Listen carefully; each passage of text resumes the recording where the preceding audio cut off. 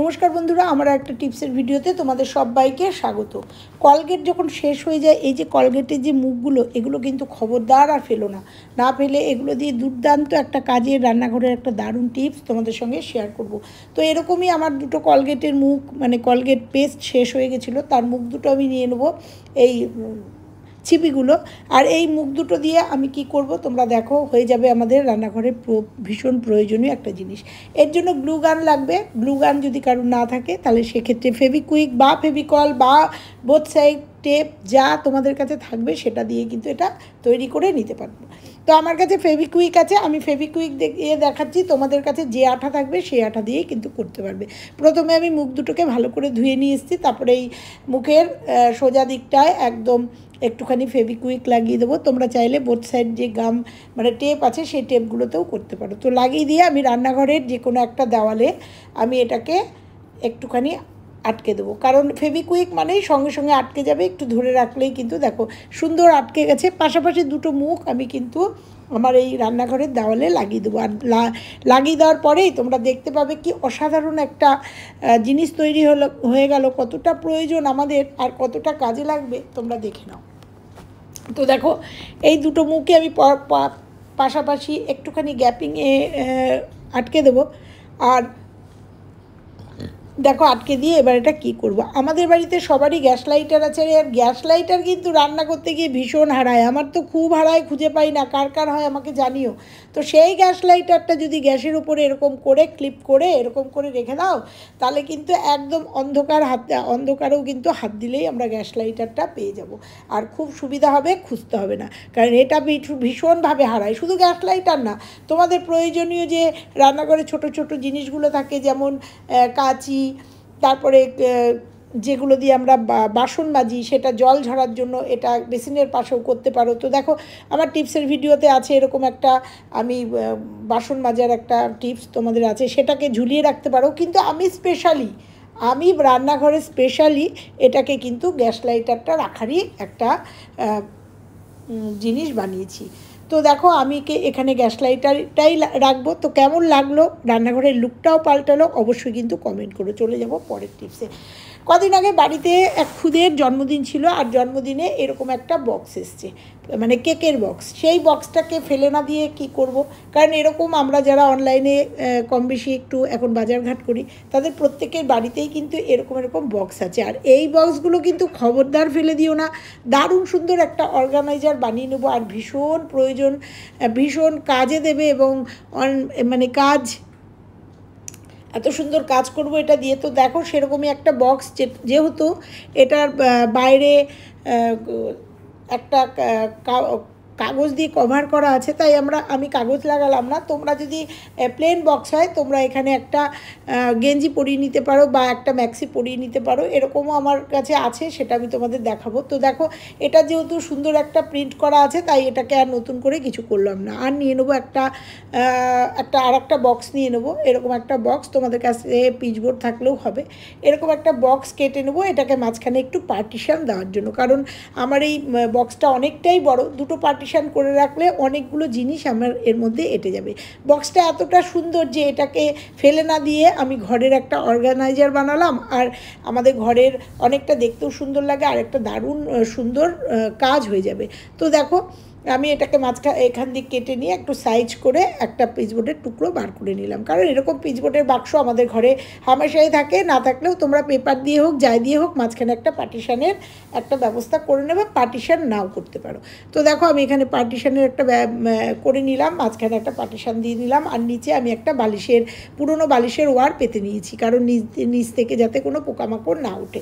তো দেখো পার্টিশান নিয়ে এখানে কি রাখবো, আমাদের বাচ্চাদের যে ছোট ছোট জামা কাপড়গুলো আছে না, যেগুলো একদম ওয়েস্টেজ বা দৈনন্দিন জীবনের ব্যবহারের, আমি এখানে রেখেছি যেগুলো বাতিল, মানে ব্যবহারযোগ্য কিন্তু পরে না আমার বাড়ির খুদে, তার জামা কাপড়গুলো এখানে কেচে ধুয়ে সুন্দর করে, এগুলো সব ওয়েস্টেজ, এগুলোকে এখানে রেখে দিলাম, কারণ এগুলো কিন্তু ঘরের এখানে ওখানে ছড়িয়ে ছিটিয়ে থাকে, তাতে আমাদের ঘরটা দেখতে খুব বাজে লাগে। আর প্রয়োজন হলে আমরা কিন্তু একদম অনায়াসে একসঙ্গে সব জিনিসগুলো এখানে পেয়ে যাব। তোমরা চাইলে এখানে নাইটি, চাদর বা বাড়ির যে ওয়েস্টেজ জিনিসগুলো, অনেক বাড়িতে আমাদের ওয়েস্টেজ জিনিস থাকে বা ছোট ছোট জিনিস থাকে, সেগুলো কিন্তু তোমরা এই জায়গাটায় রাখতেই পারো। তো আমি ছোট বাচ্চাদের কিছু জিনিস যেগুলো ব্যবহার হয় না সেগুলো রেখে দিলাম। প্রয়োজনে কাউকে যখন দেবো তখন একবারে এখান থেকে বার করে দিয়ে দেবো। আর একটা যেটা কাউন্টার করলাম, সেখানে আমার বাড়ির খুদের যে খেলনা, সেগুলোও কিন্তু এখানে ওখানে ছড়িয়ে থাকে। সেই খুদের খেলনাগুলো আমি সমস্তটা আর একটা কাউন্টারে রেখে দিলাম, যাতে সে খেলতে গেলেই এগুলো একবারে পেয়ে যায়। আর আমার কিছু লাইট আছে এখানে, যেগুলো বালতির মধ্যে দেখতে পাচ্ছ, একটা বালতি আটকানো ছিল, সেই বালতির থেকে সমস্ত ছোট ছোট জিনিসগুলো রাখলাম। আর রাখলাম ক্যারাম বোর্ড, সেই খুদেরই ক্যারামের গুটিগুলো, এইগুলোও কিন্তু ভীষণ হারিয়ে যায় যত্রতত্র যেখানে সেখানে পড়ে।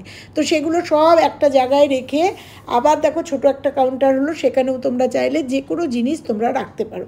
তো দেখো সুন্দর একটা অর্গানাইজার তৈরি করলাম, আর এটাকে ঢেকে দেবো। দেখো ঢাকার যেহেতু ব্যবস্থা আছে, এটাকে ঢেকে দেবো। ঢেকে দিয়ে এটা সেলোটেপ লাগানো ছিল, কিন্তু যেহেতু এটা ব্যবহার করব তাই নতুন করে সেলোটেপ আর লাগাবো না, তো এটাকে ঢেকে দেবো। ঢেকে দিয়ে এটাকে কোথায় রাখবো, কেমন করে রাখবো, আর কত সুন্দর করে রাখবো তোমরা দেখতে থাকো, নিশ্চয়ই তোমাদের ভালো লাগবে। তো এটাকে সোজা নিয়ে যাব আমার বারান্দার যে বক্সে, এবং সেখানে তোমরা দেখবে আর একটা এরকম অর্গানাইজার আমি তৈরি করে রেখেছি, এরকমই বাক্স দিয়ে। তোমরা যারা আমার পুরনো ভিউয়ার্স বা যারা দেখোনি তারা দেখে নেবে। তো দেখো পাশে একটা অর্গানাইজার, ওর মধ্যে সমস্ত ম্যাক্সি চাদর আছে, তোমরা দেখতে পাচ্ছ। ওটাও কিন্তু আমি বানিয়েছি, ওটা কিন্তু একটা ম্যাক্সি দিয়ে ঢেকে নিয়েছি। তো দেখো এটাকে ঢেকে দিয়ে ওপরে একটা ছোট্ট তোয়ালে দিয়ে একটা ফুলদানি দিয়ে দিলাম, আর দেখতে কতটা সুন্দর লাগছে, বাড়ির লুকিং একদম চেঞ্জ, এবং আমাদের ছোট ছোট জিনিসগুলো চলে এসেছি পরের টিপসে। এরকম বোতল, মানে এরকম ড্রাম যাদের বাড়িতে জলের জার থাকে, তারা কিন্তু এই জার বেশি দিন ব্যবহার করার পরে জারটা কিন্তু নষ্ট হয়ে যায়, অনেক সময় ফুটো হয়ে যায়। আমি এই জারে জল খাই, তো বিসলারির বোতল এগুলো, তো এই বোতলগুলো দীর্ঘদিন ব্যবহার করতে করতে এই বোতলগুলো কিন্তু নষ্ট হয়ে যায়। সেক্ষেত্রে বোতলগুলো না ফেলে দিয়ে এটা দিয়েও আমি একটা অর্গানাইজার বানাবো। তোমাদের দেখালাম যেখান থেকে দাগ দেওয়া সেখান থেকে কেটে নেবো। হ্যাঁ, ওইটাই অল্টারনেট, এইটা দেখালাম, আর এই বোতলটা আমি কেটে নিয়েছি, মানে জারটা এটা ফুটো হয়ে গেছে, কিন্তু ওই জারটা ভালো আছে। তো দেখিয়ে নিলাম, এটাকে একটা চাকু গরম করে এটা গলার কাছ থেকে আমি কেটে নিয়েছি। কেটে নিয়ে এটাও কিন্তু আমি প্রয়োজনীয় একটা অর্গানাইজার বানাবো। তার জন্য আমি একটা বালিশের ওয়ার নিয়ে নিলাম। দেখো বালিশের ওয়ারটা পুরোটা ফেটে গেছে এখানে। তো এই বালিশ ওয়ারটা নিয়ে নেবো। এই বালিশের ওয়ারটাও কিন্তু আমি এই জারটাকে পরিয়ে দেবো। পরিয়ে দিলে এই জারটার যে বাইরের বাজে লুকিংটা সেটা একদমই ঢেকে যাবে, ঢেকে গিয়ে সুন্দর একটা লুক দেবে। তোমরা চাইলে এখানে বাড়িতে যদি মানে বাতিল গেঞ্জি থাকে বাড়ির ছেলেদের, সেই গেঞ্জিও কিন্তু সুন্দর করে পরিয়ে নিতে পারো, যে যেটা পারো, যেটা থাকবে সেটাই পরিয়ে নিতে পারো। তো আমি তোমাদের এই বালিশের ওয়ার দিয়ে দেখাচ্ছি। দেখো সুন্দর করে পরিয়ে নিলাম। পরিয়ে নেওয়ার পরে পেছনটা এরকম টেনে একটা সেলোটেপ কিংবা একটা সেফটি পিন দিয়ে এরকমভাবে আটকে দেবো। তোমরা চাইলে সেলাই করে দিতে পারো। তো আমি এটাকে টেনে এখানে পিন আপ করে দেবো, করে দিয়ে এটাকে উল্টে নেব। উল্টে নেওয়ার পরে তোমরা দেখবে যে এটা কত সুন্দর একটা অর্গানাইজার হয়।